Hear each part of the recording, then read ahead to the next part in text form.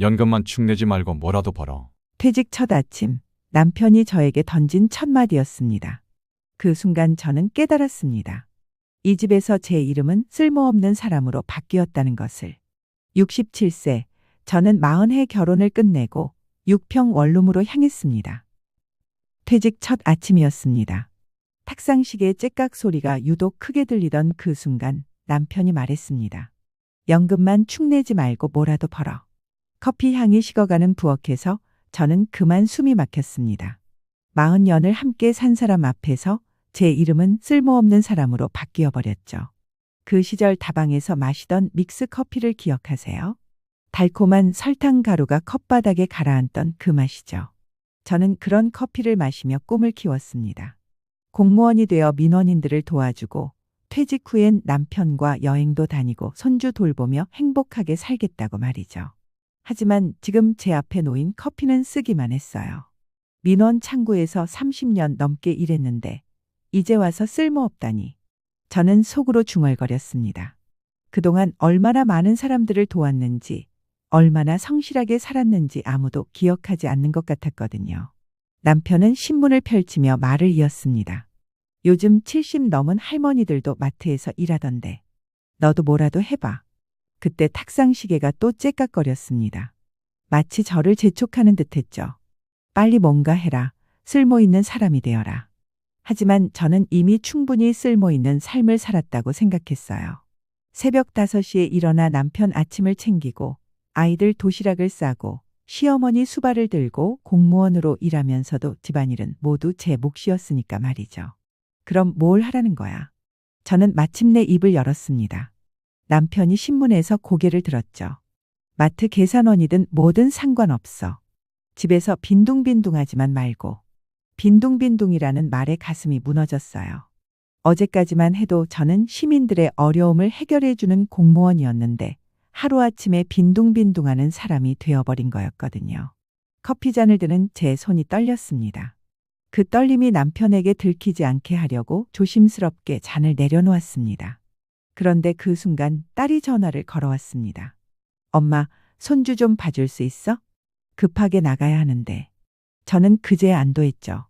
아직 제가 필요한 사람이 있다는 게 다행이었거든요. 그럼 나는 무엇을 위해 살아야 하지? 전화를 끊고 나서 혼잣말했어요. 탁상시계가 다시 째깍거렸습니다. 시침과 분침이 정확히 9시를 가리키고 있었죠. 평소 출근 시간이었습니다. 하지만 이제 갈 곳이 없었어요.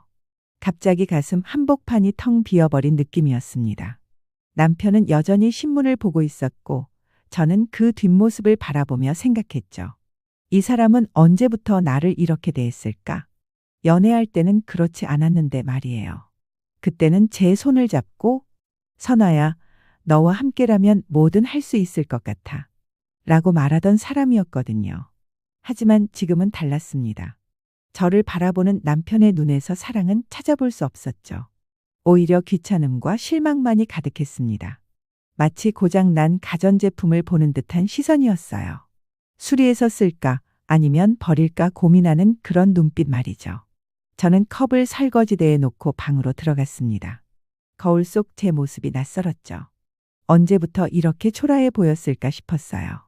주름이 늘어났고 머리도 희끗희끗해졌고 어깨도 구부정해져 있었습니다. 정말 나는 쓸모없는 사람이 된 걸까? 그날 밤 저는 잠들 수 없었어요. 탁상시계의 초침 소리가 더욱 크게 들렸거든요. 째깍, 째깍. 마치 카운트다운을 하는 듯 했습니다. 제 남은 시간을 재는 것 같아서 무서웠죠. 그리고 생각했습니다. 이대로 살다가 죽으면 내 인생은 뭐였을까? 남편의 코 고는 소리가 들려왔어요. 평온하고 만족스러운 잠이었죠. 하지만 제게는 그런 평온함이 없었습니다. 오히려 가슴 속에서 뭔가가 끓어오르고 있었습니다. 분노였을까?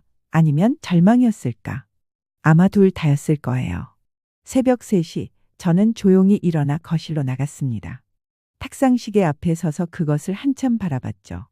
그동안 이 시계는 저를 재촉하기만 했어요. 일어날 시간, 밥할 시간, 출근할 시간, 잠잘 시간. 모든 시간이 다른 사람을 위한 것이었습니다. 이제는 달라야 해. 저는 작은 소리로 혼잣말했죠. 무엇이 달라져야 하는지는 아직 몰랐지만 분명한 건 지금 이대로는 안 된다는 것이었어요. 탁상 시계가 또 째깍거렸고 저는 그 소리에서 새로운 다짐을 들었습니다. 변화의 신호음 같은 것을 말이죠. 문득 어머니 생각이 났습니다. 돌아가시기 전에 하신 말씀이 떠올랐죠. 선아야, 남한테 휘둘리지 말고 내 뜻대로 살아봐. 그때는 무슨 말인지 몰랐는데 이제야 조금 알 것 같았어요. 어머니도 저처럼 남편 눈치만 보며 사셨던 걸까? 저는 손목시계를 들여다봤습니다. 새벽 3시 15분. 이런 시간에 잠 못 이루는 것도 참 오랜만이었죠. 젊었을 때는 아이들 때문에, 중년에는 시어머니 간병 때문에 밤잠을 설쳤는데 이제는 제 인생 때문에 잠이 안 왔죠. 아이러니했어요. 거실 한쪽에 놓인 혼수품 장롱이 눈에 들어왔습니다. 결혼할 때 어머니가 해주신 거였죠. 이 장롱처럼 오래오래 행복하게 살아라고 하셨는데 정작 그 장롱만 멀쩡하고 저희 부부는 이미 삐걱거리고 있었죠. 웃음이 나오려다가 금세 쓸쓸해졌어요. 남편의 코 고는 소리가 점점 커졌습니다.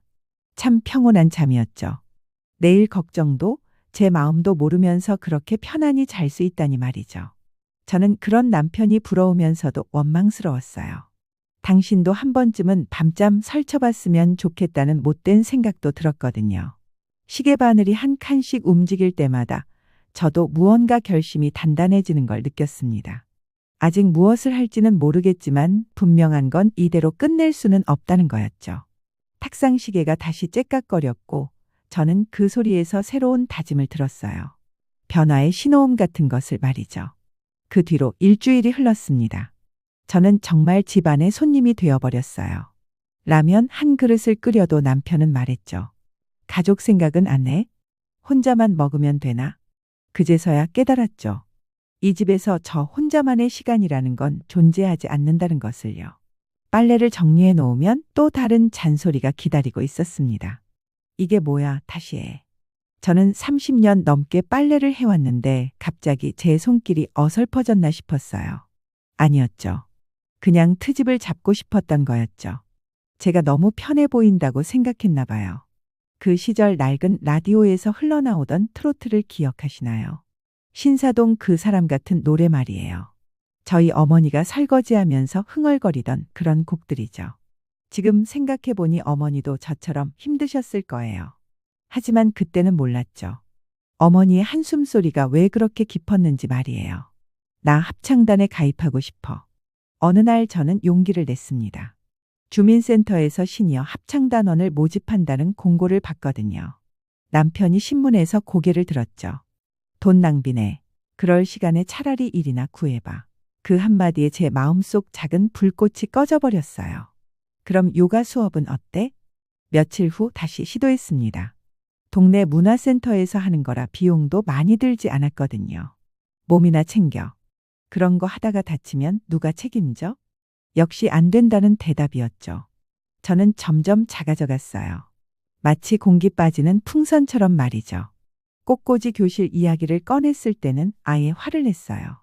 집에서 놀고 먹는 것도 모자라서 꽃꽂이까지. 정말 한가하긴. 저는 그때 완벽히 깨달았죠. 남편에게 저는 더 이상 아내가 아니었다는 걸요. 그저 집에서 밥 해주고 빨래해주는 사람일 뿐이었거든요. 결정타는 가족 식탁에서 터졌습니다. 일요일 저녁이었어요. 아들과 며느리, 딸과 사위, 그리고 손주까지 모두 모인 자리였죠. 저는 정성껏 음식을 준비했습니다. 갈비찜에 잡채, 동그랑땡까지. 예전에 가족들이 좋아하던 메뉴들이었어요. 어머니도 이제 시간이 많으시니까 요리 실력이 더 늘으셨네요. 며느리가 웃으며 말했습니다. 칭찬인 줄 알았는데 남편이 젓가락을 내려놓으며 말했죠. 시간이 많긴. 연금만 축낸다니까. 그 순간 식탁이 조용해졌어요. 아들이 어색하게 웃었습니다. 아버지, 그런 말씀 마세요. 하지만 남편은 멈추지 않았죠. 사실이잖아. 일은 안 하고 집에서 뭘 하는지도 모르겠고. 저는 숟가락을 들고 있던 손이 떨렸어요. 가족들 앞에서 이런 말을 듣다니. 할머니, 이제 일 안 해요? 손주가 순진하게 물었습니다. 아이에게는 죄가 없었죠. 하지만 그 말이 제 가슴을 찔렀어요. 저는 대답할 수 없었죠. 목이 막혀서 말이 나오지 않았거든요. 숟가락 소리와 제 심장 소리가 동시에 멎었습니다. 정확히는 제 심장만 멎은 것 같았어요. 다른 가족들은 여전히 밥을 먹고 있었으니까요. 마치 아무 일도 없었다는 듯이 말이죠. 저는 조용히 자리에서 일어났습니다. 화장실 좀 다녀올게요. 거짓말이었어요. 그냥 그 자리에 있을 수가 없었거든요. 화장실에서 거울을 보니 제 얼굴이 창백했어요. 언제부터 이렇게 초라한 사람이 되었을까 싶었죠. 찬물로 얼굴을 씻으면서 생각했습니다. 내가 정말 쓸모없는 사람인가. 30년 넘게 이 가정을 위해 살았는데 이제 와서 짐짝 취급을 받다니. 거울 속 제 모습이 낯설었어요. 마치 다른 사람 같았죠.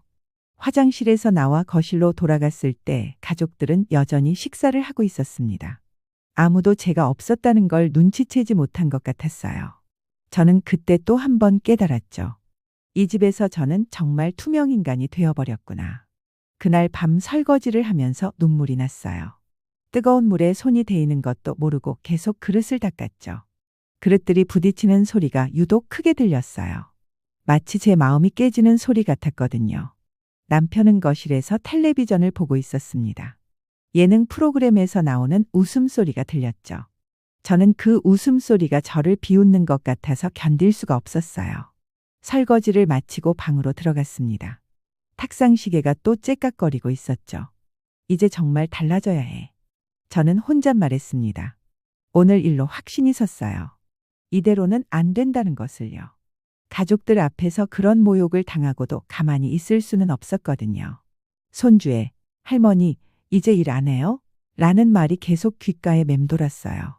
아이는 순수했지만 그 말 속에는 어른들의 시선이 담겨 있었죠. 할머니는 이제 아무것도 안 하는 사람이라는 그런 시선 말이에요. 저는 베개를 끌어안고 울었습니다. 소리 내지 않고 조용히 울었어요. 남편이 들을까 봐서였죠. 하지만 남편은 여전히 거실에서 텔레비전을 보고 있었죠.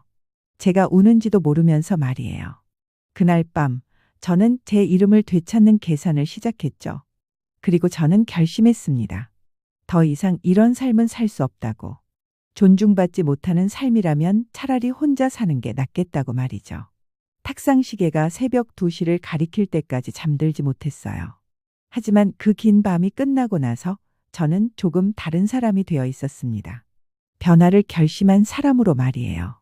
그날 밤 저는 통장을 펼쳤습니다. 책상 위에 놓인 탁상 시계가 새벽 1시를 가리키고 있었죠. 남편은 이미 잠들어 있었고 저 혼자만의 시간이었습니다. 오랜만에 제 마음대로 할 수 있는 시간 말이에요. 적금 통장, 예금 통장, 그리고 연금 계좌까지 하나씩 계산기를 두드려가며 정리했습니다. 집값이 3억, 예금이 5천만 원, 연금이 월 120만 원. 혼잣말하며 적어내려갔죠. 40년 살림의 결산서 같았어요. 그 시절 주파나를 튕기며 계산하던 기억이 나시나요? 딱딱딱 소리를 내며 숫자를 맞춰가던 그 느낌 말입니다. 지금은 계산기지만 제 손끝에서 나오는 숫자들이 운명을 가르고 있었거든요. 한 번 더 계산했습니다. 틀릴 수 없었으니까요. 반으로 나누면 집값 1억 5천, 예금 2,500만 원. 저는 노트에 적었습니다. 전세로 나가면 보증금 8천만 원 정도면 될 것 같았죠. 남는 돈으로 당분간은 살 수 있겠다 싶었어요. 물론 전보다 많이 줄어든 생활이겠지만 말이에요. 문제는 연금이었습니다. 이혼하면 분할이 될까? 변호사와 상담해봐야 할 문제였죠. 설마 남편이 제 연금까지 다 가져가려고 하지는 않겠지? 그런 생각이 들면서도 불안했어요. 남편의 성격을 너무 잘 알고 있었거든요. 생활비를 계산해봤습니다. 월세 없이 전세로 살면 생활비가 한 달에 50만 원 정도? 예전보다 많이 줄여야 했죠. 외식은 포기하고 옷도 아껴 입어야 했어요. 하지만 견딜만 했죠. 무엇보다 자유로운 삶이었으니까요. 계산을 마치고 노트를 덮으니 째깍 소리가 더 컸습니다. 마치 저를 재촉하는 듯했죠. 빨리 결정해라, 더 늦기 전에. 저는 그 소리를 들으며 마음을 다잡았어요. 돈은 줄여 살 수 있지만 존중 없는 삶은 못 산다라고 말이죠. 그때 문득 어머니 말씀이 떠올랐습니다. 선아야, 돈이 전부가 아니야. 마음이 편해야 진짜 사는 거다. 어머니는 평생 아버지 눈치를 보며 사셨는데 돌아가시기 전에 그런 말씀을 하셨거든요. 이제야 그 뜻을 알 것 같았어요. 다음 날 남편이 친구들과 부산 여행을 떠났습니다. 사흘간 집을 비운다고 했죠. 저는 그 기회를 놓치지 않았어요. 인터넷으로 변호사 사무실을 찾아봤거든요. 가정 전문 변호사, 이혼 상담. 이런 키워드로 검색했죠. 강남에 있는 한 변호사 사무실이 눈에 들어왔습니다. 홈페이지를 보니 여성 변호사였고 이혼 전문이라고 나와 있었죠. 김미영 변호사님. 이름을 적어두고 전화번호도 메모했어요. 손이 떨렸지만 용기를 냈습니다. 전화를 거는 순간까지도 망설였습니다. 정말 이래도 되는 걸까? 하지만 어젯밤 가족 식탁에서 당한 모욕이 떠올랐죠. 그 순간에 수치심과 분노가 저를 움직였어요. 여보세요. 상담 예약하고 싶은데요. 내일 오후 2시에 시간 되세요. 상냥한 목소리였습니다. 저는 네, 괜찮습니다라고 대답했죠. 전화를 끊고 나니 심장이 빨리 뛰었어요. 드디어 첫 발을 내디딘 거였거든요. 그날 밤에도 잠이 오지 않았습니다. 현관문 앞을 서성이며 생각했어요. 정말 나가도 될까? 40년을 함께 산 사람을 이렇게 떠나도 되는 걸까? 하지만 남편의 연금만 축낸다는 말이 계속 귓가에 맴돌았죠. 다음 날 오후, 저는 오랜만에 정장을 꺼내 입었습니다. 공무원 시절 입던 검은색 재킷과 스커트였죠. 거울을 보니 예전에 당당했던 모습이 조금 보이는 것 같았습니다. 그래, 나도 할 수 있어. 지하철을 타고 강남으로 향했어요. 그 시절 지하철역 안내방송 소리를 기억하시나요? 다음 역은 강남역입니다. 하는 그 친숙한 목소리 말입니다. 저는 그 소리를 들으며 새로운 출발을 다짐했습니다. 변호사 사무실은 생각보다 아늑했어요. 김미영 변호사님은 50대 중반쯤 되어 보였고 따뜻한 인상이었습니다. 어떻게 오셨어요? 물어보시는 목소리가 다정했습니다. 저는 그제야 마음이 놓였습니다. 남편과 이혼을 생각하고 있습니다. 처음으로 입 밖에 내는 말이었어요. 그 순간 제 목소리가 떨렸죠. 변호사님이 물 한 잔을 건네주시며 말씀하셨어요. 천천히 말씀해 보세요. 시간 충분히 있으니까요. 저는 그동안의 일들을 차근차근 설명했습니다. 퇴직 후 달라진 남편의 태도, 가족 앞에서 당한 모욕, 그리고 더 이상 참을 수 없다는 마음까지. 변호사님은 끝까지 들어주셨어요. 중간에 한 번도 끊지 않으시고 말이죠. 재산 분할은 어떻게 되나요? 제가 가장 궁금한 부분이었습니다. 보통 반반으로 나누는 게 원칙이에요. 부인께서 30년 넘게 가정을 꾸려오신 공로를 인정받을 수 있을 거예요. 다행이었죠. 제 계산이 맞았다는 뜻이었어요. 상담을 마치고 사무실을 나서는데 문 앞에서 발걸음이 멈췄습니다. 지금 돌아갈까? 마지막 망설임이었어요. 하지만 그때 탁상시계가 떠올랐죠. 그 째깍 소리가 귓가에 들리는 것 같았어요. 시계바늘이 한 칸 더 제 쪽으로 움직이는 것 같았습니다. 시간은 저를 기다려주지 않았어요. 더 늦기 전에 결정해야 했죠. 저는 사무실 문고리를 놓지 않았어요. 대신 안으로 다시 들어가서 변호사님께 말씀드렸죠. 진행해 주세요. 6평 남짓 원룸이었습니다. 이삿짐 차에서 내린 제 짐들이 그 작은 공간을 가득 채웠죠. 40년 살림을 정리해서 가져온 것 치고는 의외로 적었습니다. 옷가지 몇 상자와 생필품, 그리고 탁상시계. 정말 필요한 것만 골라온 거였습니다. 첫날 밤, 저는 바닥에 이불을 깔고 누워 있었어요. 천장이 너무 낮아서 답답할 줄 알았는데 의외로 포근했습니다. 아무도 저를 재촉하지 않는 조용한 공간이었거든요. 탁상시계 소리만이 째깍째깍 저와 함께 있었죠. 그 시절 하숙집 라디오에서 흘러나오던 인기가요를 기억하시나요? 이미자 의동백 아가씨 같은 노래 말입니다. 저도 젊었을 때 그런 하숙방에서 살았거든요. 그때는 답답했는데 지금은 자유로웠습니다. 나이가 들어서야 혼자만의 공간이 얼마나 소중한지 알았습니다.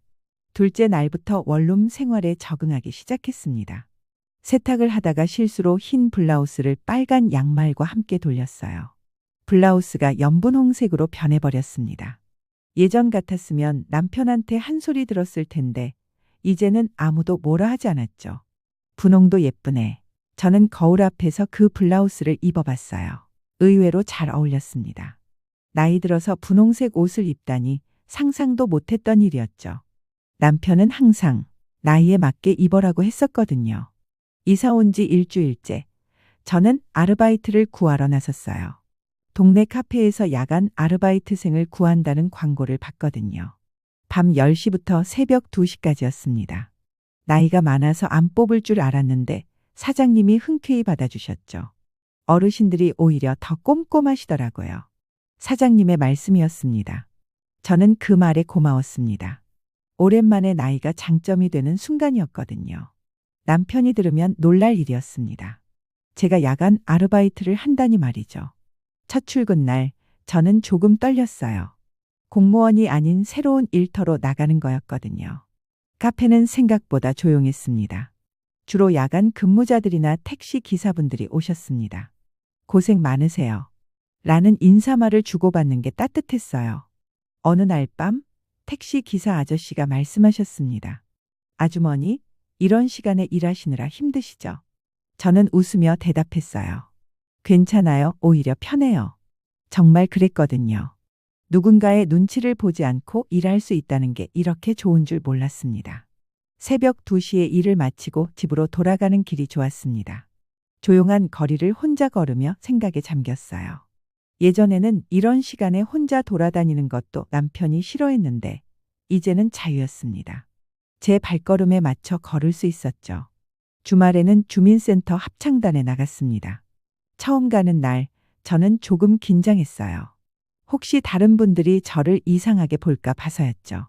하지만 단원들은 따뜻하게 맞아주셨습니다. 새로 오신 분이네요.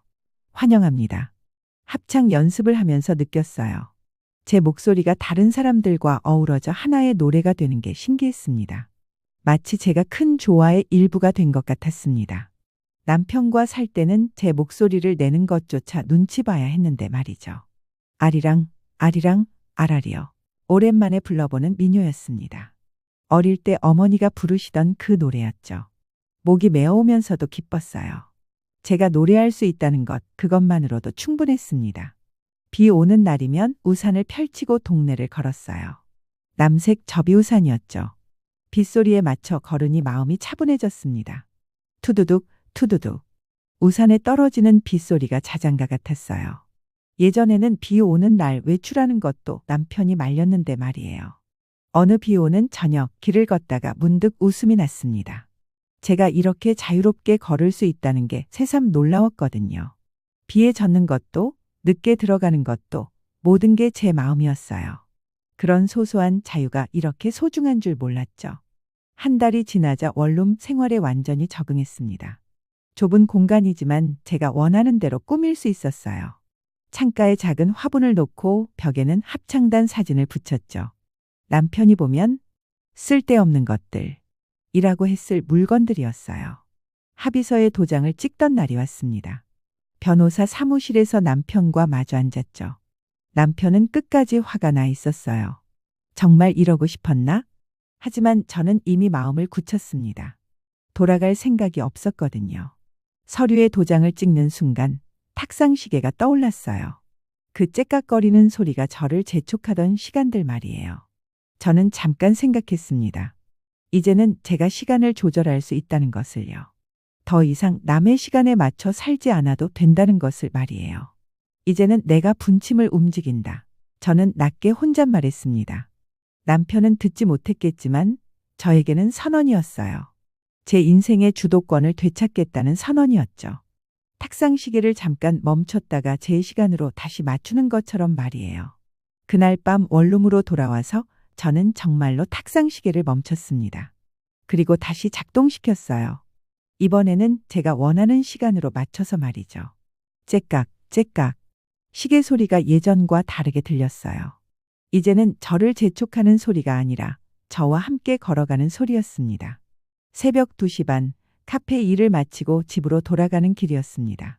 거리는 고요했고 가로등 불빛만이 제 발걸음을 비춰주고 있었죠. 이런 시간에 혼자 걸어도 더 이상 무섭지 않았어요. 오히려 평온했습니다. 이 시간이 온전히 제 것이라는 걸 알고 있었거든요. 원룸 문을 열고 들어서니 탁상시계가 째깍거리고 있었어요. 예전처럼 저를 재촉하는 소리가 아니라 저와 함께 흘러가는 시간을 알려주는 소리였죠. 저는 작은 주전자에 물을 끓이며 하루를 정리했습니다. 쉬익하고 올라오는 김 소리가 마음을 편안하게 해주었어요. 그 시절 다방에서 나던 카세트 테이프 소리를 기억하시나요? 지직거리는 잡음 사이로 흘러나오던 음악 말입니다. 지금 제 원룸에서도 작은 라디오에서 그런 음악이 나오고 있었어요. 옛날 가요였는데 어릴 때 들었던 그 멜로디가 마음을 따뜻하게 해주었습니다. 차를 우리면서 문득 깨달았어요. 이 모든 게 제가 선택한 일이라는 것을요. 늦은 시간에 차를 마시는 것도, 라디오를 듣는 것도, 심지어 혼자 있는 이 고요함까지도 말이에요. 예전에는 남편 눈치를 보느라 이런 소소한 즐거움도 누릴 수 없었거든요. 차향이 원룸에 퍼져나갔습니다. 제스민 차였어요. 남편은 비싼 차 사서 뭐 하냐고 했었는데 이제는 제가 좋아하는 차를 마실 수 있었죠. 작은 컵에 따라 마시니 마음이 차분해졌어요. 이런 게 진짜 여유가 아닐까 싶었습니다. 창밖으로 빗소리가 들려왔어요. 언제부터 비가 내리기 시작했는지 모르겠더라고요. 저는 창가로 가서 그 소리에 귀를 기울였습니다. 투두둑, 투두둑. 비가 창문을 두드리는 소리가 자장가 같았어요. 빗소리가 점점 잦아들고 있었죠. 그때 문득 남색 접이우산이 생각났습니다. 가방 한쪽에 넣어둔 그 우산 말이에요. 처음에는 비를 피하려고 가지고 다녔는데 이제는 더 이상 숨을 곳을 찾지 않아도 되었어요. 당당히 비를 맞으며 걸을 수 있는 용기가 생겼거든요. 저는 가방에서 우산을 꺼내 깊숙이 넣어두었습니다. 당분간은 쓸 일이 없을 것 같았어요. 이제는 폭풍우가 와도 피하지 않을 자신이 있었거든요. 제가 선택한 길이니까 끝까지 걸어갈 생각이었습니다. 돈은 정말 반으로 줄어들었어요. 예전처럼 마음껏 쓸 수는 없었죠. 외식도 줄이고 옷도 아껴 입어야 했습니다. 하지만 이상하게 불편하지 않았어요. 오히려 제가 번 돈을 제 마음대로 쓸 수 있다는 게 더 큰 기쁨이었거든요. 카페에서 받은 첫 월급을 통장에 넣던 나를 잊을 수 없어요. 비록 적은 금액이었지만 그 돈은 온전히 제 노력의 결과였거든요. 누구의 눈치도 보지 않고 번 깨끗한 돈이었죠. 그 순간 제가 다시 당당한 사람이 된 기분이었습니다. 자유로운 숨을 쉴 수 있게 된 것도 큰 변화였어요. 예전에는 항상 긴장하고 있었거든요. 남편이 뭐라고 할까? 가족들이 어떻게 생각할까? 그런 걱정들이 저를 짓눌렀죠. 하지만 이제는 깊고 편안한 숨을 쉴 수 있었어요. 아침에 일어나면 제일 먼저 창문을 열어젖혔습니다. 신선한 공기가 원룸으로 들어오면서 새로운 하루가 시작된다는 걸 느낄 수 있었어요. 누구도 저를 깨우지 않는 아침이었죠. 제가 원하는 시간에 일어나서 제가 원하는 대로 하루를 시작할 수 있었습니다. 합창단에서 만난 사람들도 소중한 인연이 되었어요. 나이가 비슷한 분들이었는데 다들 각자의 사연을 가지고 계셨죠. 저처럼 늦은 나이에 새 출발을 한 분들도 계셨어요. 서로 격려하며 함께 노래하는 시간이 정말 좋았습니다. 당신은 어떻게 용기를 냈어요? 어느 날 합창단 언니가 물어보셨어요. 저는 잠깐 생각하다가 대답했죠. 존중받지 못하는 삶보다는 혼자라도 당당한 삶이 나으니까요. 그 말을 하면서 제 자신이 정말 많이 변했다는 걸 느꼈어요. 제가 얻은 것을 한 줄로 정리하면 이렇습니다. 존중은 남의 호의가 아니라 내가 먼저 지켜야 할 최소한이라는 것이에요. 남편에게 존중받지 못했던 건 남편만의 문제가 아니었어요. 저 자신을 존중하지 않았던 제 잘못이기도 했거든요. 이제는 다릅니다. 거울을 볼 때마다 제 자신에게 말해줘요. 수고했어. 잘하고 있어. 작은 성취라도 인정해주고 실수에도 용서해줍니다. 남편이 그러지 못했다면 적어도 제가 저에게는 그렇게 해주겠다고 다짐했어요. 탁상 시계를 보니 새벽 3시를 넘기고 있었습니다. 예전 같았으면 이런 시간까지 뭐 하고 있냐 는 소리를 들었을 텐데 이제는 아무도 뭐라 하지 않았어요. 제 시간을 제가 관리하는 거였으니까요. 빗소리가 완전히 잦아들었어요. 창밖을 보니 구름 사이로 별이 보이기 시작했죠. 폭풍 뒤에 찾아온 고요함 같았어요. 저도 그런 것 같았어요. 인생의 폭풍을 지나고 나니 이제야 진짜 평온을 찾을 수 있었거든요. 마지막으로 여러분께 묻고 싶습니다. 바늘시계를 멈출 용기, 지금 여러분은 가지고 계신가요? 돈이 반으로 줄어드는 삶과 존중이 없는 삶, 어느 쪽을 선택하시겠어요? 제 시간 앞에서 여러분이라면 어떻게 하시겠습니까? 저는 제 선택을 후회하지 않습니다. 비록 힘들 때도 있지만 적어도 제가 선택한 길이니까요. 그리고 지금 이 순간 탁상시계 소리를 들으며 차를 마시고 있는 이 평범한 행복이 제게는 세상에서 가장 소중한 것이에요. 제가 되찾은 시간, 제가 되찾은 존중, 제가 되찾은 저 자신이니까요.